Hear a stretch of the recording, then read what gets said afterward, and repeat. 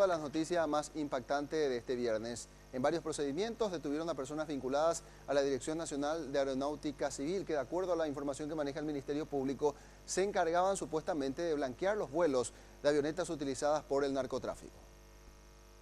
El allanamiento se inició a las 6 de la mañana de este viernes en una vivienda del barrio Umburicao de Asunción, perteneciente al coronel Jesús César Ríos, director de normas y vuelos de la DINAC. Según las autoridades, llegaron hasta el hombre tras la mega incautación de 18 avionetas en julio del 2015, que fueron clonadas para ser utilizadas para el tráfico de drogas. Se encargaba con otros departamentos de habilitar licencias de pilotos para conducir aeronaves, la de habilitar hangares privados para que estos hangares se encarguen de la reparación de aeronaves que se han siniestrado. También otra función específica es la de emitir certificado de aeronavegabilidad a la aeronave.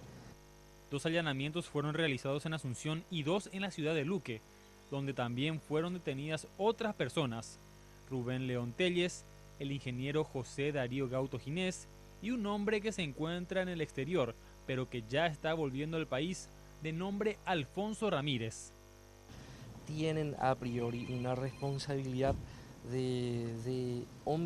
mínimamente de omisiones graves en el ámbito de la función que ostentaba a la fecha 6 de julio del 2015.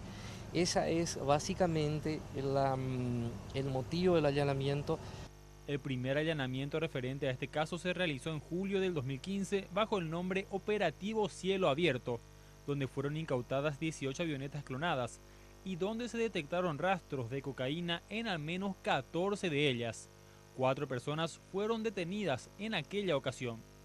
Los señores Ulises Jorge Cardoso, el señor David Esteban Martínez Navarro, el señor Axon Gómez Lima y el señor Goyano, estos dos de nacionalidad brasilera y los dos de nacionalidad paraguaya.